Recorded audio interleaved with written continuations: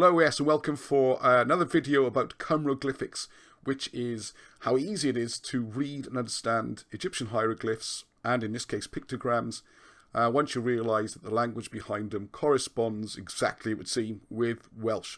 Bizarre as it may sound, it works. And you can see the full presentation about this. It'll be the first thing in the description, which is the presentation I did for Megalithomania, which gives an introduction, how it works, the basics. If you haven't seen that, please do. If you haven't got time to watch that, or you just want to go on with the video, the basic principle is what's called the rebus principle, whereby you draw something which sounds like what you're trying to portray. So an example people like Gardner give in their books is a bee and a leaf. So you've got bee leaf means believe. So it's the same principle. The problem is they didn't know the language. Well, now we do. So once you understand that, as you'll see, it's pretty straightforward. And pictograms particularly are great fun and tell us so much, so much.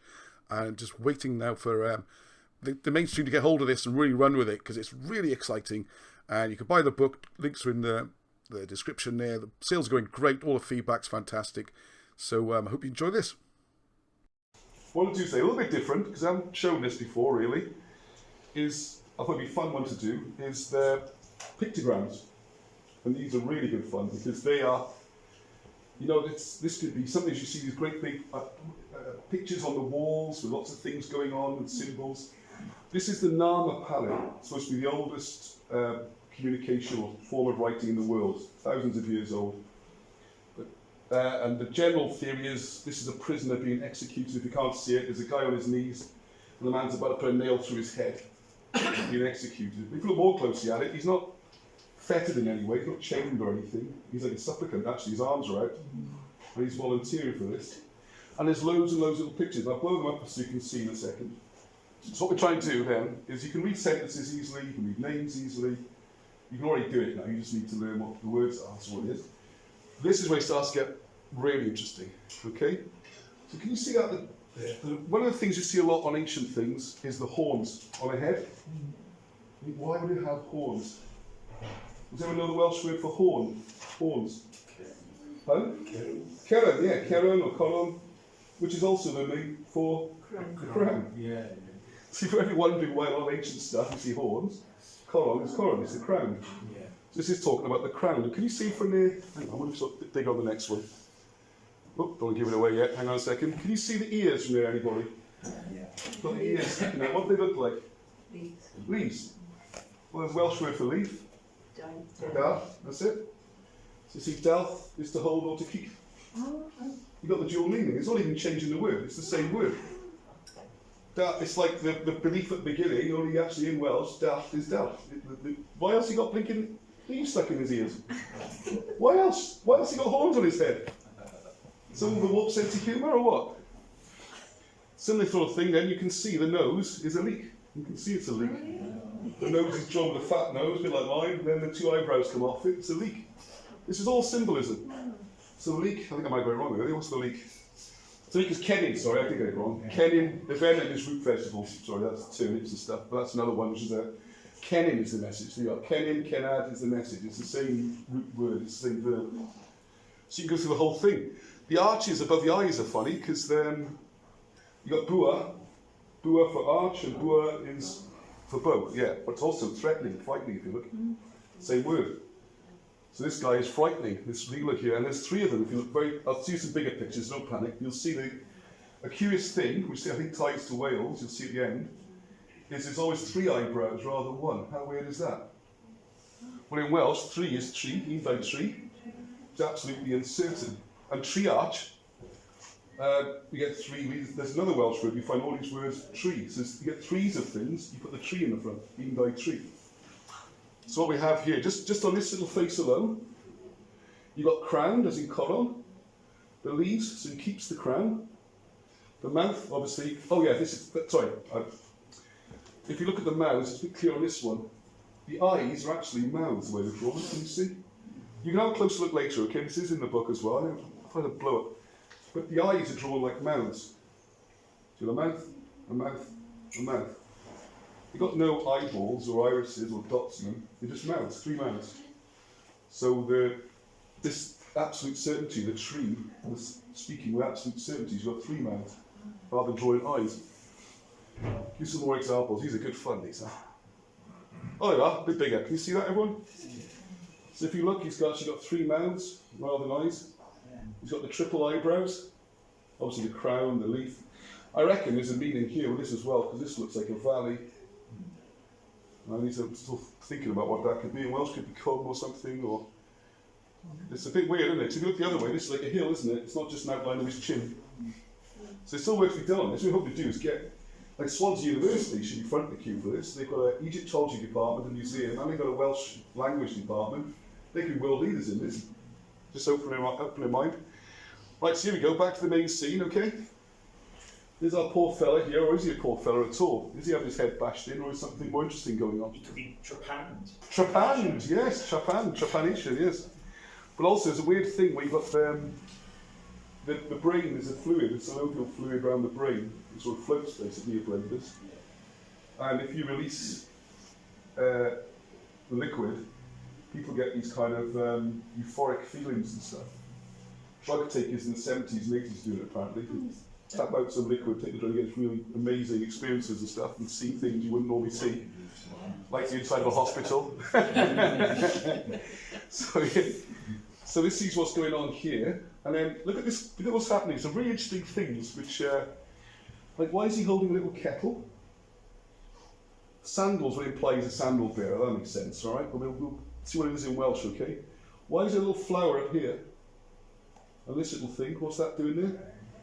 Tell you some weird stuff to note, you might notice as you look at it. Do you notice something about the legs or the feet of the hawk? As you can see from there, he's got one bird's foot with the claws like you normally expect, and the other one's a hand.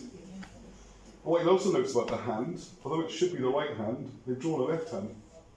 And that's interesting, because in left you've got the word for wrong and everything, and incorrect is the same as the word for left. So this all ties in as well, queer and that, isn't it? So we'll come on to that in a second. His ear. You can't see it from it, but his ear is like a big swirly thing like this. You see this a lot. So you can see what that is. We'll go through it all now, there's all these things. And this has puzzled Egyptologists for, hundreds of years. They come up with all weird theories, but they're all guesses. They're what they call deductions. Interesting thing as well, why has he got a lion's tail hanging down off his bottom? Why have they tied that on there? In the Welsh language, all these things start to make sense suddenly. So go to this, good fun this is. Right, let's look at our little friend, the sandal bearer first, okay? He's also got this thing around his neck, so I'm not quite sure what that's for. But you see the ear now, the curly ear? Let's have a look. So what we got here in Welsh, you got the wind sign, it's the wind, this is the wind, it's still used lots of things. So you've got chwithio or chwilio, which is agile, full of agility, vigorous leader. So this is describing the leader as vigorous. Again, we've got the arches on the curves, so he's the frightening ruler, he's vigorous. What I've gone for this one at the moment is a bridge. As a pond, I'm not quite sure, rises up or supports, so you can be a supporter of the king, but it's something like that probably. Kettle's interesting, because all through Assyrians, all these Babylonians, all that, they've all got little kettles, or some people call them handbags, but they're not. If you look closely, there's a spout on them. They are kettles. Well, a kettle is callawr, and you've got clall, is crafty or prudent or witty. So this is denoting as an intelligent leader. And the sandals, in Welsh, are archen, and arch is the chief. So it's not just randomly sandals, it's the same word. Chief and sandals are the same word in Welsh. That's why you see sandals all over the place. And then we're back to the corner, which is the conedd. From corner you get Congo, conedd, the glorious, which I think is the one probably better for Cleopatra. So all that, just for this little man here, look. And then we've got the flower and the thing up there. This little flower, it's a very unusual flower. There's 1, 2, 3, 4, 5, 6, 7 petals, which is very unusual for flowers. Like a daffodil's got 6, most of these some have got 5. And there's a system. There's a rare flower, which is the old Welsh farmers refer to.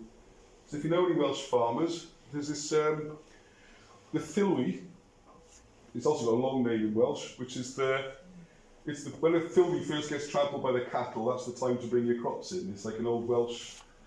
And filly means 1,000 lives. So for 1,000 lives, the Holy Sintram, so he's going to be like 1,000, like the old Reich or Churchill, 1,000 years of rule. This little 1,000 years, little Welsh flower there. It's like bizarre, really, I've got a Welsh flower in. Egypt. So what's going on there? Your mind starts to boggle after a while. All right, so look at some of this part now, this ceremony, which seems to be does seem to be some sort of drug-taking ceremony. If we look, we'll see. Right, nice. Oh, first of all, yeah, sorry, I forgot this guy. Let's finish with this guy first of all. So you've got his big crown on, all right, well, that's easy. He's got the ear, the agility, the willow.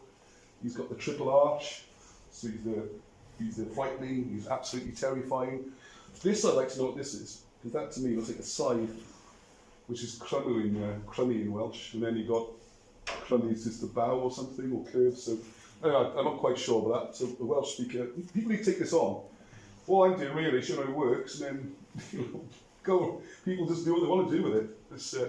This should be a university subject, and it also, the reason I think it's so much reluctance is it puts a good evidence for the Welsh language being able to trace back to ancient times, which isn't wanted, you know. We've got to just be these barbarians who wandered over sometime when they're Celts. We're not Celts, by the way, we're not Celts. Celts from the south of France.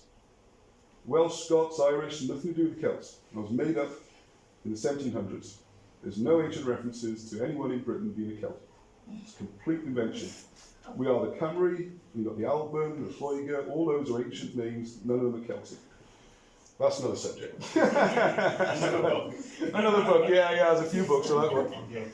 I'm very sorry I've got to leave, but I've got to get somewhere. Okay, alright, thanks, no worries. I'm engrossed in this, so I'll get Alright, thanks for letting me know, yeah. Alright, so we've got the crown there, so we got the crown, and then we got the tail. The tail is fantastic, you see, because in Welsh we've got the tail, is the cynffon, which gives the cynfa, which is the firstborn, and it also gives strength.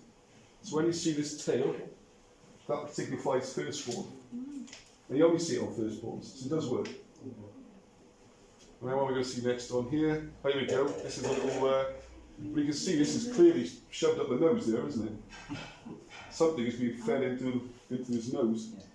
Now what these are, there's been a lot of discussion online about this, since we put this up. Are they mushrooms or poppies or some sort of flower? There's something intoxicating, it would seem. And the first we got here as well is our friend the bird there, which is actually a falcon, or a hawk. And then you've got hebog, and hebug, the verb, is to guide or conduct. So this is how you conduct the ceremony. The left, chwith, this is the wrong one. And then the curly ear, sorry, not the curly ear, you got, chwith. Chwith is a blast, or a breath in Welsh. Chwith. Yeah, to blow, there we are.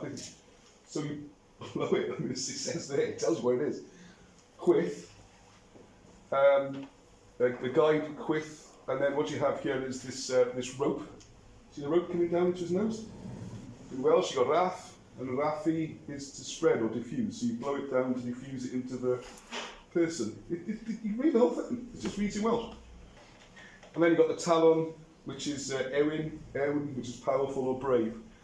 And this is why I'm going to chat about this one, because Angie there is sort of, the talon seem to cover, maybe 3 is the correct dose, but if you're brave, you can do 4, 5, or 6 perhaps, you know.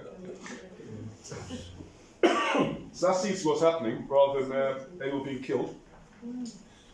Alright, so there's, like you said, Chepanin, you can see there's clearly a spike. And this is called your temple for a reason, you know. This is where you have your awareness and your spirituality, and that's why it's called a temple.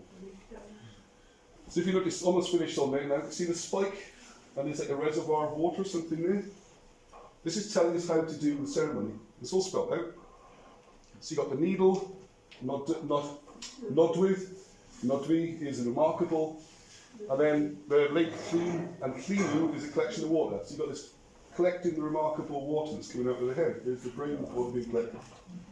And there's no guessing here. This is looked at in dictionaries.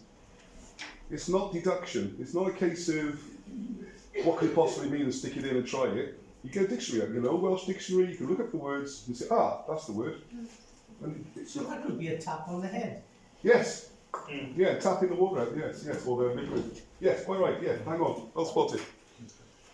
Here's another funny one.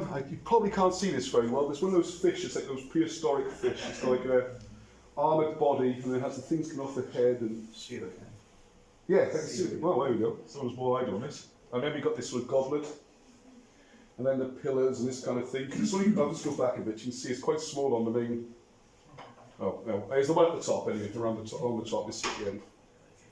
So what we have here, this is, someone worked out, this is the Malapterosus electricus. It's an electric fish, and they were in the Nile, I think there's still some there. They give you electric shock. So that's the point of these, they give an electric shock, which is llyged, and llyg is a prey in Welsh. It's the same as a shock. So this is a way of showing an electric shock to use for electric fish. And you've got llyg prey, it all runs in the same thing. The cup and the bowl, cwpan, the lovely Welsh words, you've got cwpan to cup, and you've got couple to come together, haven't you? So, and then the fleece, temple, this looks like the plan of a temple from above. Well, temple, so you've got fleece, which is also separate and untouchable. You see all street names, aren't you? Fleece, the court of, and that kind of thing. And then, because there's 4 pillars, there's pedwar, ped, which is to carry, take forward, and tree again, the absolute uncertainty. So you see they've got the 4 in the middle, and 2 lots of certainty. And because there's 2 of them, it probably means the doing tree. I know it sounds crazy, 2, 3, but in Welsh, doing tree is the certain God. You can do it all in numbers. Another clever thing about the Welsh language, can't you? But if you do doi, tree, pedwar, you can have the God certain going forward, you know, take forward. They have doi, tree, pedwar. I just thought of this actually. I take the God forward to certainty. That's quite a thought, isn't it? Where doi, tree, pedwar comes from. God, that makes you think, doesn't it? There we are. Just thought that now. I don't know if I've looked into that. So there we go. So all this is just on one side of one palette. It's only about this big. And they also used to mix the palettes, by the way, what they used to mix their inks up on. They couldn't pop down to Tesco's. They had to get their pigments and mix it and grind it. So I'm funny enough, Angie's father over in Taiwan, there's exactly the same thing, which we've now got on our desk. Could have bought that, couldn't I? Beautiful. It's very solid, very similar to this. It's very hard, heavy, black stone. It's carved with beautiful things. And there's like this area in the middle where you put some pigment and drop of water and mash. That takes ages. Like pestle and mortar type thing, and you get this beautiful, very beautiful ink. So that's what these are for the scribes.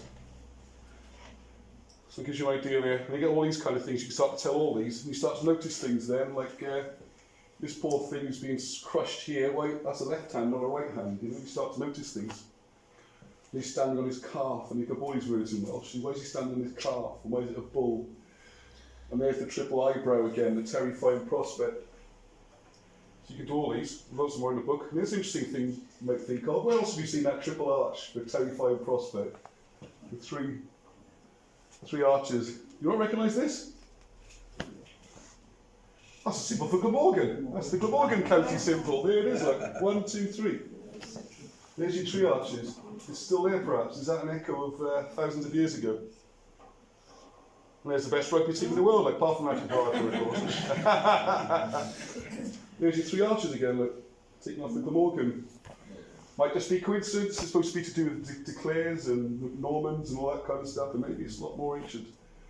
It certainly looks very similar to me, to the 3 arches on the bull's head.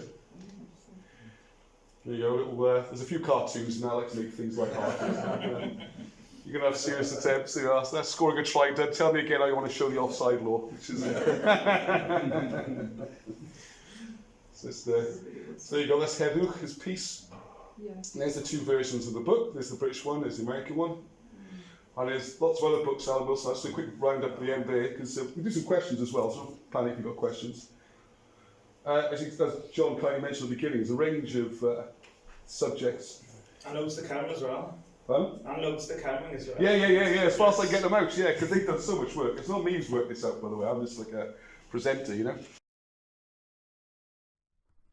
There you go. How cool is that?